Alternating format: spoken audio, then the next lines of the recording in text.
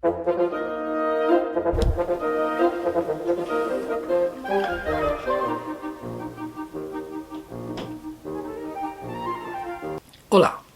¿cómo estás? Muchas gracias por estar aquí escuchándome una vez más. Hoy voy a tratar del tema de los aliados indígenas de Francisco Pizarro, de Hernán Cortés, ¿no? Bien, durante mucho tiempo, durante toda la época colonial prácticamente, durante toda la época colonial y buena parte de la época postcolonial, la idea clara es que los Hernán Cortés o Pizarro, que sea, habían sido, una mezcla de Alejandro Magno, Julio César, Ulises, Napoleón y qué sé yo, y el Cid Campeador, todo junto, pues no llegaban a dar una idea exacta de la fuerza, el heroísmo, la grandeza, la astucia, la estrategia, el valor, el arrojo, la valentía de estos hombres increíbles, formidables, excelentes, que acometieron una hazaña jamás pensada, imposible de realizar, y ellos la hicieron con el valor de su brazo y la valentía de los españoles, que son más valientes que nadie. Este era el discurso más o menos oficial, ¿no? Porque obviamente, de los indígenas nadie se acordaba, si no fuera como para ponerlos como en contraste y decir, hombre, fíjate, eran tremendos y aguerridos porque nosotros, pues nos costó mucho conquistarles, fue grandes batallas, una cosa épica, algo magnífico, que, bueno, Napoleón, un idiota, comparado con estos, ¿no? Es decir, una cosa realmente fuera de lo común. Bien, entonces era para lo único que servía. Los aliados indígenas, mejor no hablemos mucho de ellos porque nos quitan gloria. Es decir, si resulta que entre unos poquitos cientos conquistaron un imperio poderosísimo, toda la gloria es nuestra. ¿Para qué vas a estar hablando ahí de unos indios piojosos olvídate de eso. Bueno, perfecto. Este fue durante probablemente 400 años, los 300 de la colonia y seguramente unos 100 más de la poscolonia. Después, cuando se les empieza a decir a los españoles, ustedes son unos sinvergüenzas, unos criminales, ustedes son un desastre, esto es un genocidio espantoso, ¿de qué se sienten orgullosos? Pues entonces viene el momento de acordarse de los indígenas.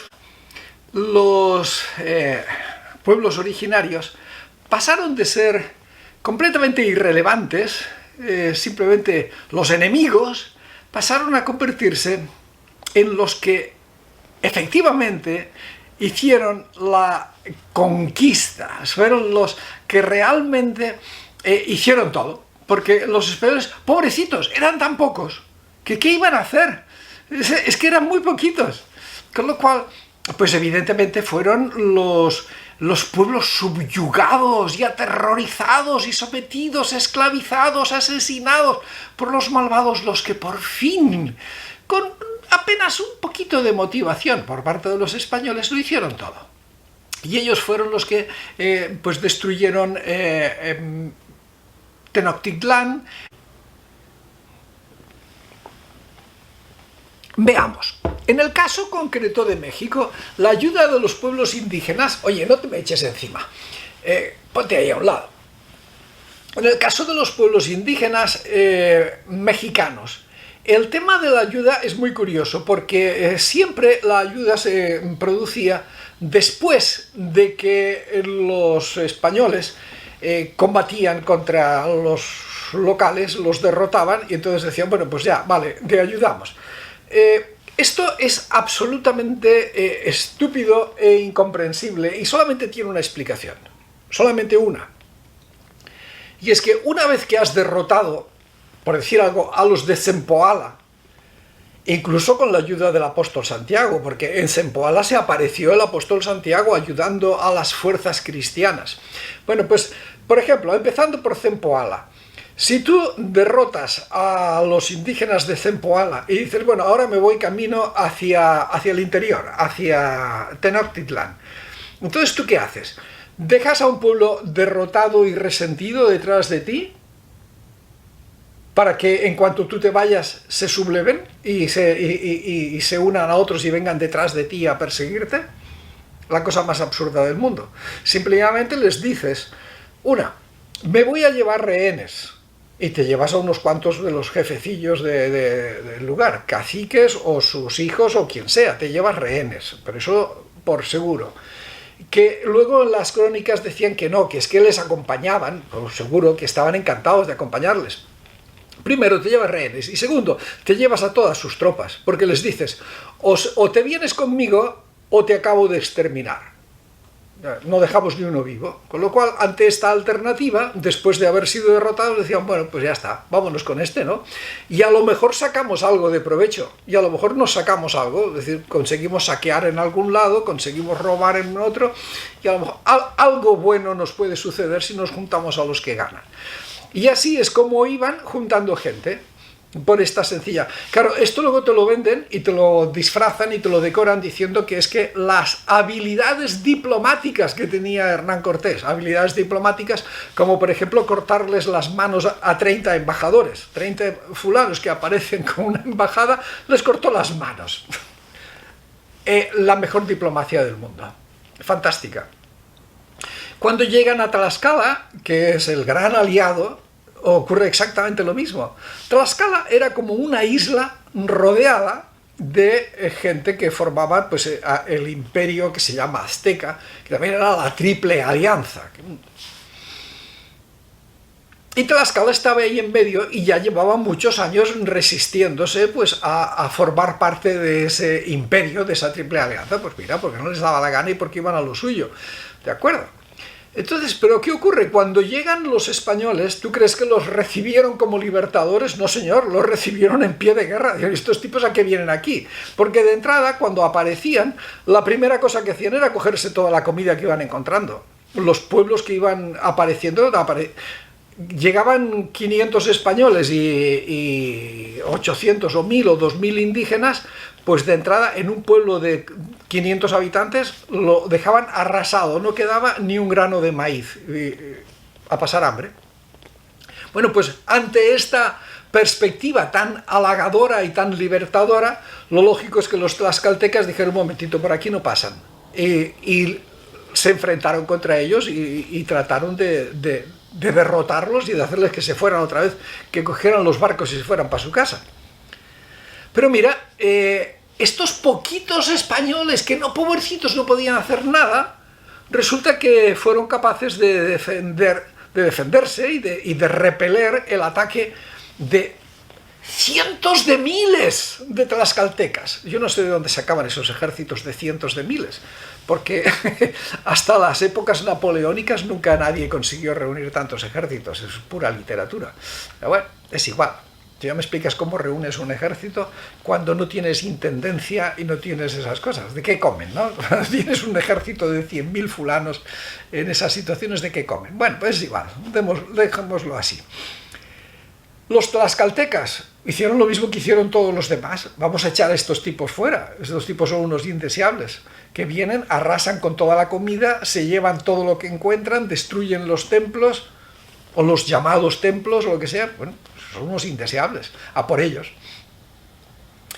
Mala suerte, o bueno, simplemente no tenían suficiente fuerza, y entonces los tlaxcaltecas son derrotados, y una vez más viene el proceso siguiente, viendo lo brutales que eran esos españoles que iban destruyéndolo todo, arrasaban pueblos enteros. Dijeron, bueno, pues si la alternativa es o nos acaban de destruir o nos juntamos con ellos, pues juntémonos con ellos, ya está, otra vez más. Y una vez más toman rehenes. O sea, el capítulo tomar rehenes, eso era infaltable. Es decir, es que esto no lo mencionan porque es una cobardía absoluta, pero era así. O sea, iban con rehenes tlaxcaltecas, rehenes zempoalas, rehenes de todas partes. y vámonos para Tenochtitlán. Bueno, primero fueron a Cholula, y en Cholula otra vez lo mismo, una masacre espantosa, una matanza.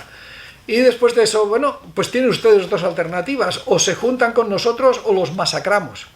Porque es que, ¿en qué cabeza estratégica cabe que un agresor, que un invasor como Hernán Cortés pase por Tlaxcala, se vaya camino a Tenochtitlán dejando un ejército detrás? Eso no lo hace nadie, eso es estrategia militar lección 1 o preámbulo a la lección 1. Con lo cual iban barriendo con todos para adelante. Dejar un ejército atrás hubiera sido la cosa más absurda del mundo, hubieran quedado cercados, acorralados. Por lo tanto, con todos los ejércitos para adelante. Y los de Cholula, lo mismo, o se vienen con nosotros o los acabamos de matar. Y encima nos llevamos rehenes. Pues ya está, nos vamos con ustedes, listo, o sea, todo está tan claro. Así funcionaba la diplomacia de Hernán Cortés. Y cuando llega a México Tenochtitlán, pues lo mismo, van liquidando pueblos por un lado y por otro, y así es como consiguieron la Gran Alianza. Entonces yo te digo, ¿esto qué es? Esto es que estaban enfrentados los indígenas entre sí. No, vivían en unas relaciones que podían ser conflictivas, etc. Pero las mismas relaciones conflictivas que habían existido en España durante siglos entre Castilla y Aragón, o entre Navarra y Castilla, o entre Cataluña y Francia, es decir, cosas, problemas que se arreglaban, se desarreglaban, etcétera, etcétera. Pero es que estos mentirosos nos lo quieren vender como que era una cosa espantosa y horrorosa, y que los indígenas se sumaron a los españoles en una ansia libertadora. Y al final, ¿qué es lo que ocurrió con esos pueblos indígenas que se unían a la causa libertadora? Pues lo que ocurrió es que acabaron como todos los demás. Les dieron algunos pequeñitos privilegios, 4 cosas, 4 tonterías, 4 caramelitos para que pensaran que estaban mejor que los demás, pero acabaron pues como todos. Es decir, ¿cuántos virreyes tlaxcaltecas conoces? ¿Cuántos virreyes o cuántos gobernadores cuántos oidores de reales audiencias, cuántos obispos conoces que fueran indígenas de Tlaxcala o de Cholula o lo que fueran, o Cañaris, de los aliados de los... Ninguno, absolutamente ninguno, porque estos tipos llegaron a quedarse a mandar. Luego, pues mira, sí, se apoyaban más en unos y en otros. La conquista de los mayas, de los chichimecas, de California y hasta incluso de Filipinas, la hicieron con los auxiliares indígenas, especialmente tlaxcaltecas, que quedaron como carne de cañón. Como carne de cañón. ¿A cambio de qué? A cambio de 4 privilegios de tonterías. Quien se llevó las riquezas, quien se llevó todo el poder fueron los blancos, como siempre. Carne de cañón y tontos útiles, que nunca faltan, absolutamente nunca faltan. Es así es la vida. Bueno, pues nada. Muchas gracias por tu atención y seguiremos hablando. Cuídate y hasta pronto.